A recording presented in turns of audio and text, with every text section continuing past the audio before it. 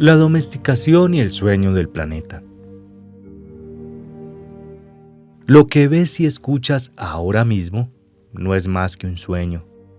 En este mismo momento estás soñando. Sueñas con el cerebro despierto. Soñar es la función principal de la mente, y la mente sueña 24 horas al día. Sueña cuando el cerebro está despierto y también cuando está dormido. La diferencia estriba en que, cuando el cerebro está despierto, hay un marco material que nos hace percibir las cosas de una forma lineal.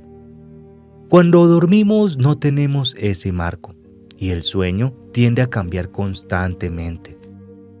Los seres humanos soñamos todo el tiempo.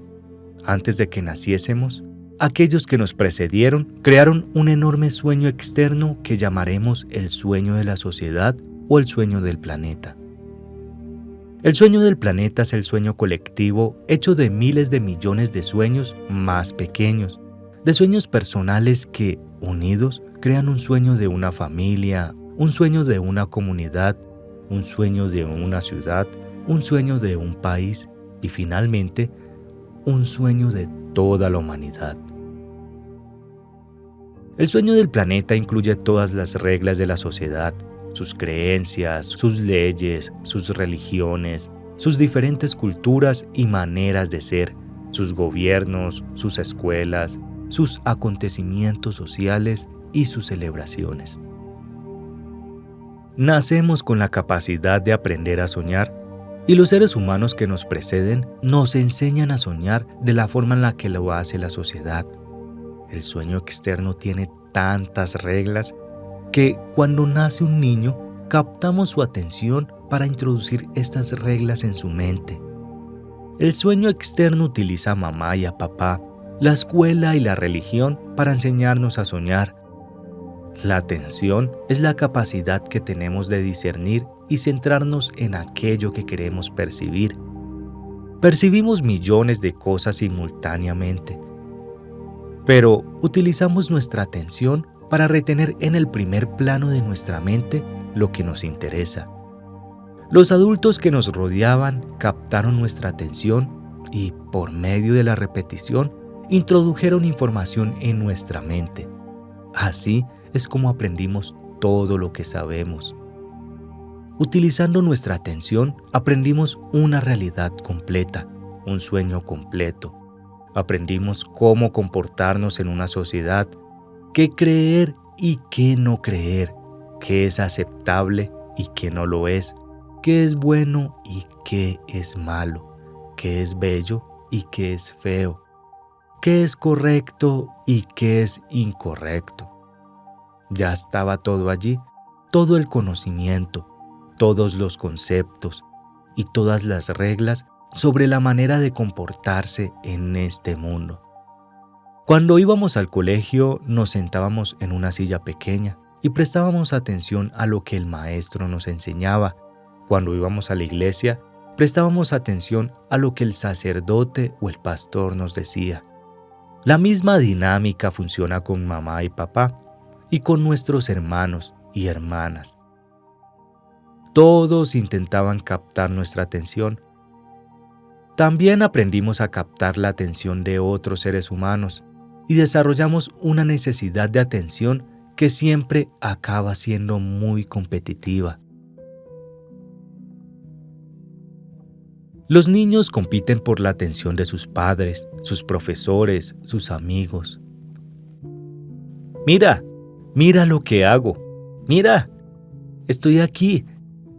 La necesidad de atención se vuelve muy fuerte y continúa en la edad adulta. El sueño externo capta nuestra atención y nos enseña qué creer, empezando por la lengua que hablamos. El lenguaje es el código que utilizamos los seres humanos para comprendernos y comunicarnos. Cada letra, cada palabra, cada lengua es un acuerdo. Llamamos a esto una página de un libro.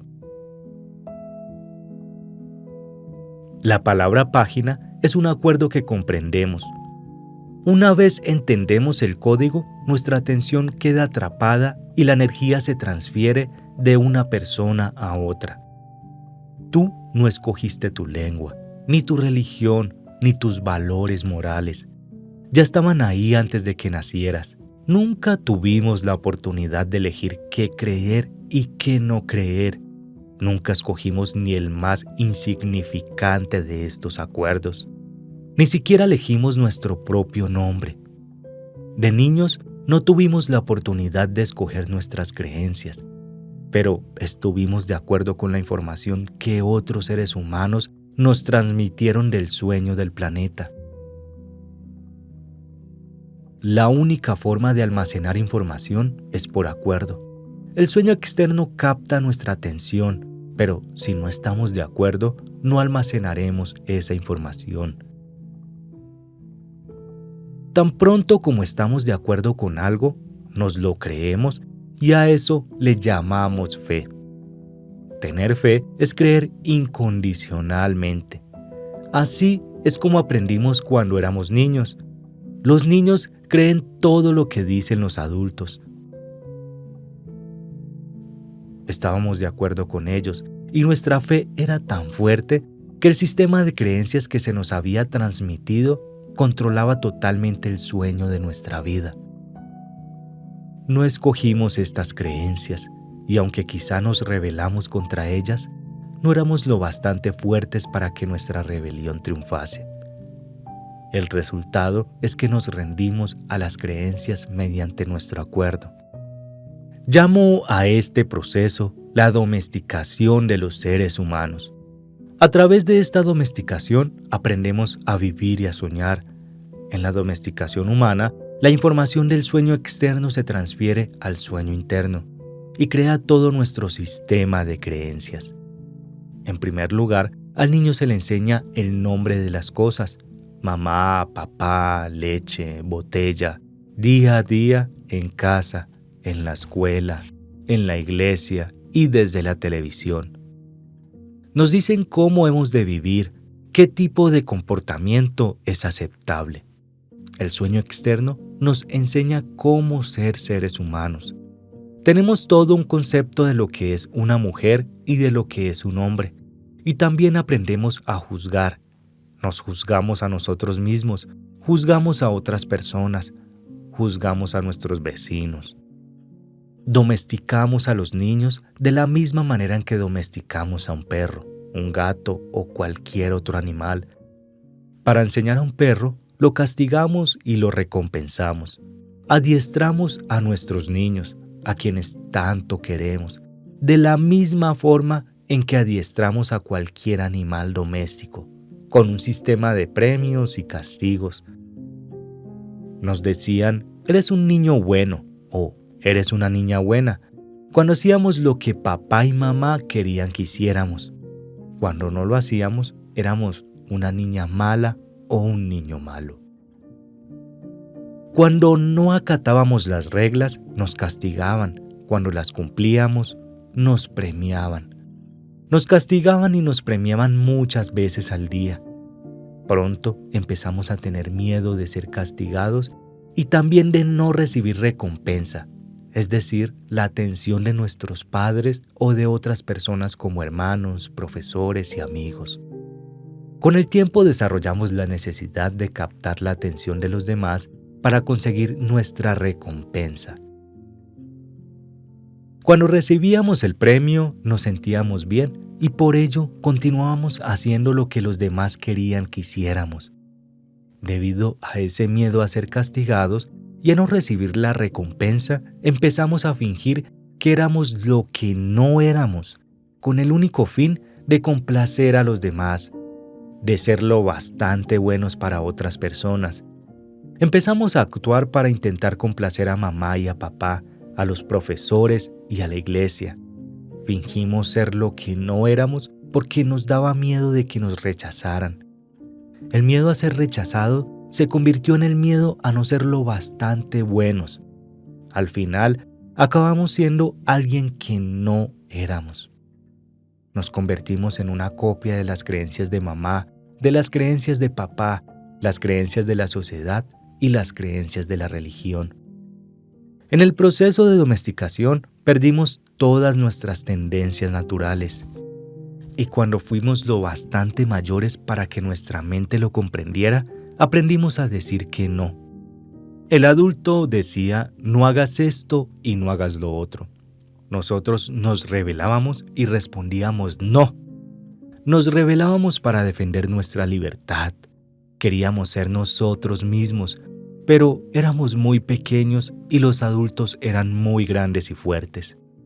Después de cierto tiempo, empezamos a sentir miedo, porque sabíamos que cada vez que hiciéramos algo incorrecto, recibiríamos un castigo. La domesticación es tan poderosa que en un determinado momento de nuestra vida ya no necesitamos a nadie que nos domestique. No necesitamos que mamá o papá, la escuela o la iglesia nos domestiquen. Estamos tan bien entrenados que somos nuestro propio domador.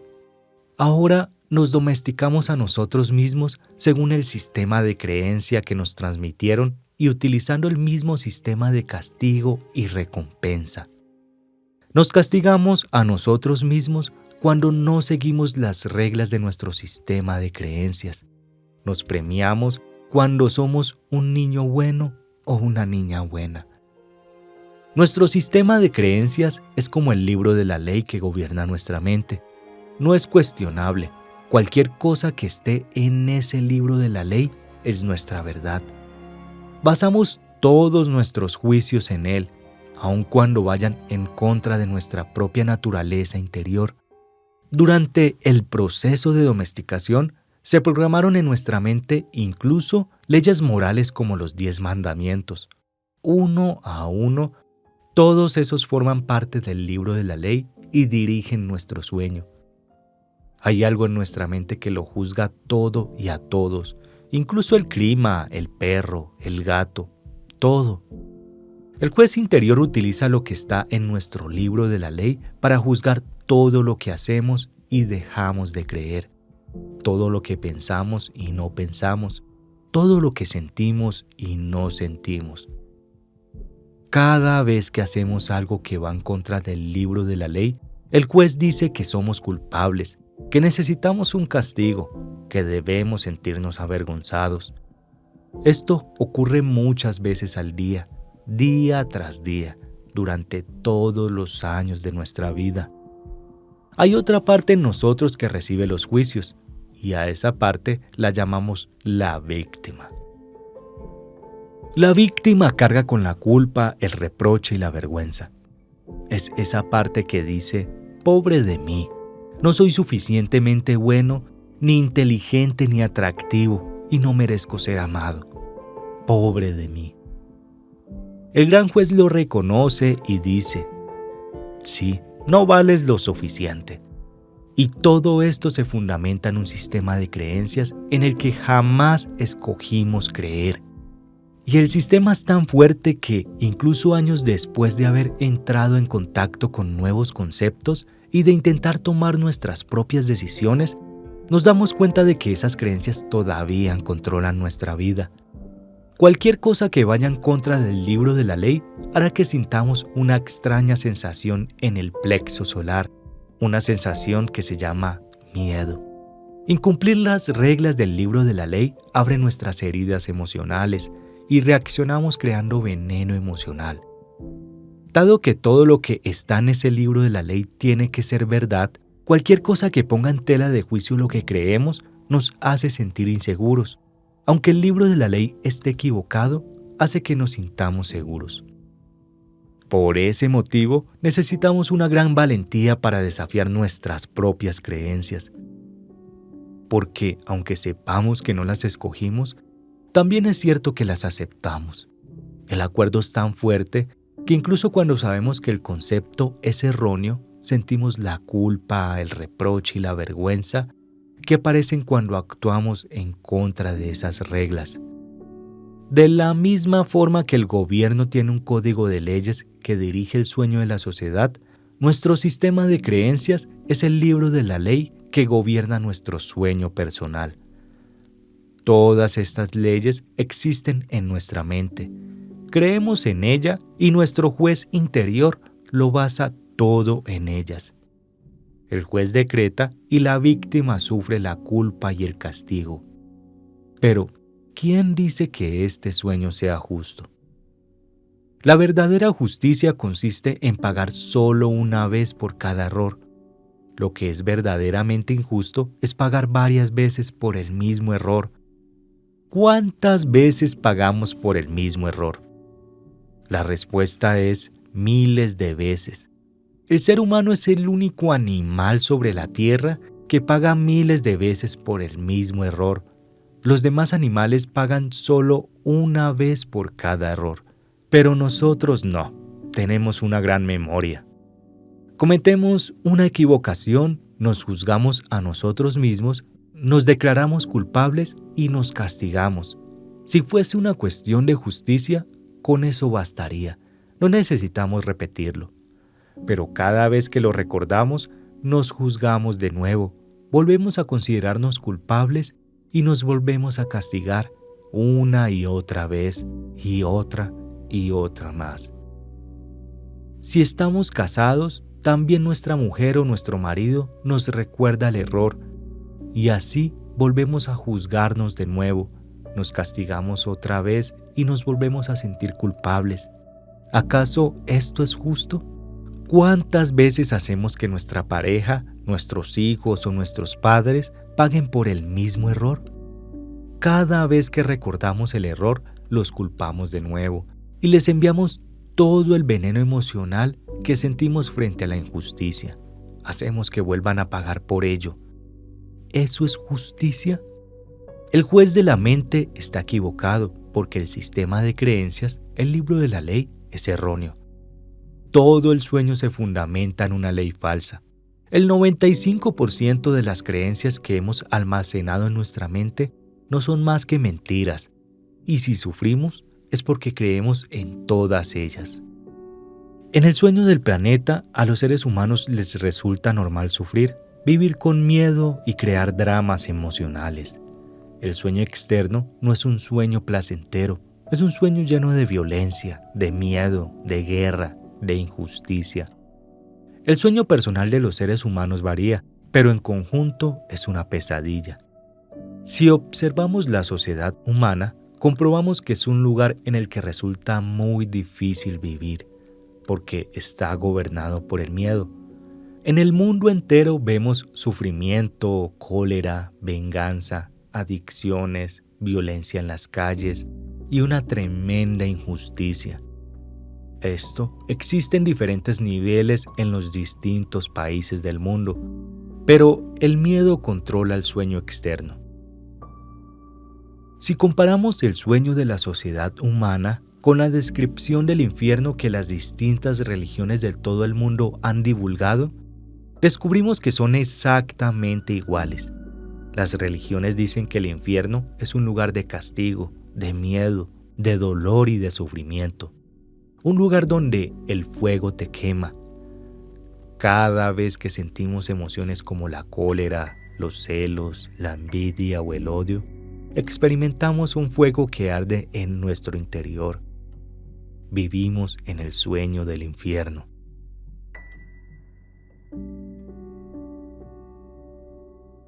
Si consideramos que el infierno es un estado de ánimo, entonces nos rodea por todas partes. Tal vez otras personas nos adviertan que si no hacemos lo que ellas dicen que deberíamos de hacer, iremos al infierno. Pero ya estamos en el infierno. Incluso la gente que nos dice eso. Ningún ser humano puede condenar a otro al infierno, porque ya estamos en él. Es cierto que los demás pueden llevarnos a un infierno todavía más profundo, pero únicamente si nosotros se lo permitimos. Cada ser humano, hombre o mujer, tiene su sueño personal, que, al igual que ocurre con el sueño de la sociedad, a menudo está dirigido por el miedo. Aprendemos a soñar el infierno en nuestra propia vida, en nuestro sueño personal. El mismo miedo se manifiesta de distintas maneras en cada persona, por supuesto, pero todos sentimos cólera, celos, odio, envidia y otras emociones negativas. Nuestro sueño personal también puede convertirse en una pesadilla permanente en la que sufrimos y vivimos en un estado de miedo constante. Sin embargo, no es necesario que nuestro sueño sea una pesadilla. Podemos disfrutar de un sueño agradable. Toda la humanidad busca la verdad, la justicia y la belleza. Estamos inmersos en una búsqueda eterna de la verdad porque solo creemos en las mentiras que hemos almacenado en nuestra mente. Buscamos la justicia porque el sistema de creencias que tenemos no existe. Buscamos la belleza porque, por muy bella que sea una persona, no creemos que lo sea. Seguimos buscando y buscando cuando todo está ya en nosotros. No hay ninguna verdad que encontrar. Donde quiera que miremos, todo lo que vemos es verdad. Pero debido a los acuerdos y las creencias que hemos almacenado en nuestra mente, no tenemos ojos para verla. No vemos la verdad porque estamos ciegos. Lo que nos ciega son todas esas falsas creencias que tenemos en la mente. Necesitamos sentir que tenemos razón y que los demás están equivocados. Confiamos en lo que creemos y nuestras creencias nos invitan a sufrir. Es como si viviésemos en medio de una bruma que nos impide ver más allá de nuestras propias narices. Vivimos en una bruma que ni tan siquiera es real. Es un sueño, nuestro sueño personal de la vida, lo que creemos. Todos los conceptos que tenemos sobre lo que somos, todos los acuerdos a los que hemos llegado con los demás, con nosotros mismos e incluso con Dios. Toda nuestra mente es una bruma que los toltecas llamaron mitote.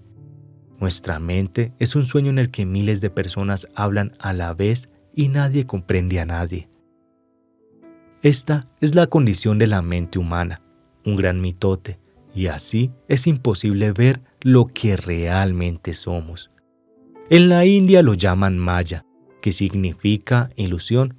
Es nuestro concepto de yo soy, todo lo que creemos sobre nosotros mismos y el mundo, todos los conceptos y programas que tenemos en la mente. Todo eso es mitote. Nos resulta imposible ver quiénes somos verdaderamente. Nos resulta imposible ver que no somos libres. Esta es la razón por la cual los seres humanos nos resistimos a la vida. Estar vivos es nuestro mayor miedo. No es la muerte. Nuestro mayor miedo es arriesgarnos a vivir, correr el riesgo de estar vivos y de expresar lo que realmente somos. Hemos aprendido a vivir intentando satisfacer las exigencias de otras personas. Hemos aprendido a vivir según los puntos de vista de los demás por miedo a no ser aceptados y de no ser lo suficiente buenos para otras personas. Durante el proceso de domesticación, nos formamos una imagen mental de la perfección con el fin de tratar de ser lo suficientemente buenos. Creamos una imagen de cómo deberíamos ser para que los demás nos aceptaran. Intentamos complacer especialmente a las personas que nos aman, como papá y a mamá, nuestros hermanos y hermanas mayores, los sacerdotes y los profesores. Y al tratar de ser lo suficientemente buenos para ellos, creamos una imagen de perfección, pero no encajamos en ella. Creamos esta imagen, pero no es una imagen real. Bajo ese punto de vista, nunca seremos perfectos. Nunca. Como no somos perfectos, nos rechazamos a nosotros mismos. El grado de rechazo depende de lo efectivos que hayan sido los adultos para romper nuestra integridad. Tras la domesticación, ya no se trata de que seamos lo suficientemente buenos para los demás. No somos lo bastante buenos para nosotros mismos porque no encajamos en nuestra propia imagen de la perfección. Nos resulta imposible perdonarnos por no ser lo que desearíamos ser, o mejor dicho, por no ser quien creemos que deberíamos de ser. No podemos perdonarnos por no ser perfectos. Sabemos que no somos lo que creemos que deberíamos de ser, de modo que nos sentimos falsos, frustrados y deshonestos. Intentamos ocultarnos y fingimos ser lo que no somos. El resultado es un sentimiento de falta de autenticidad y una necesidad de utilizar máscaras sociales para evitar que los demás se den cuenta. Nos da mucho miedo que alguien descubra que no somos lo que pretendemos ser. También juzgamos a los demás según nuestra propia imagen de la perfección y naturalmente no alcanzan nuestras expectativas. Nos deshonramos a nosotros mismos solo para complacer a otras personas. Incluso llegamos a dañar nuestro cuerpo para que los demás nos acepten. Vemos a los adolescentes que se drogan con el único fin de no ser rechazados por otros adolescentes. No son conscientes de que el problema estriba en que no se aceptan a sí mismos. Se rechazan porque no son lo que pretenden ser. Desean ser de una manera determinada, pero no lo son, y esto hace que se sientan culpables y avergonzados. Los seres humanos nos castigamos a nosotros mismos sin cesar por no ser como creemos que deberíamos de ser. Nos maltratamos a nosotros mismos y utilizamos a otras personas para que nos maltraten. Pero nadie nos maltrata más que nosotros mismos. El juez, la víctima y el sistema de creencias son los que nos llevan a hacerlo. Es cierto que algunas personas dicen que su marido, mujer, su madre o su padre las maltrató, pero sabemos que nosotros nos maltratamos todavía más. Nuestra manera de juzgarnos es la peor que existe. Si cometemos un error delante de los demás, intentamos negarlo y taparlo, pero tan pronto como estamos solos, el juez se vuelve tan tenaz y el reproche es tan fuerte que nos sentimos realmente estúpidos, inútiles o indignos. Nadie en toda tu vida te ha maltratado más que tú mismo. El límite de maltrato que tolerarás de otra persona es exactamente el mismo al que te sometes tú. Si alguien llega a maltratarte un poco más, lo más probable es que te alejes de esa persona. Sin embargo, si alguien te maltrata un poco menos de lo que sueles maltratarte tú, seguramente continuarás con esa relación y la tolerarás siempre. Si te castigas de forma exagerada, es posible que incluso llegues a tolerar a alguien que te agreda físicamente, te humilla y te trata como si fueras basura. ¿Por qué? Porque, de acuerdo con tu sistema de creencias, dices, me lo merezco. Esta persona me hace un favor al estar conmigo. No soy digno de amor ni de respeto. No soy suficientemente bueno. Necesitamos que los demás nos acepten y nos amen, pero nos resulta imposible aceptarnos y amarnos a nosotros mismos. Cuanto más autoestima tenemos, menos nos maltratamos. El abuso de uno mismo nace del autorrechazo, y de la imagen que tenemos de lo que significa ser perfecto y de la imposibilidad de alcanzar ese ideal. Nuestra imagen de la perfección es la razón por la cual nos rechazamos, es el motivo por el cual no nos aceptamos a nosotros mismos tal como somos y no aceptamos a los demás tal como son.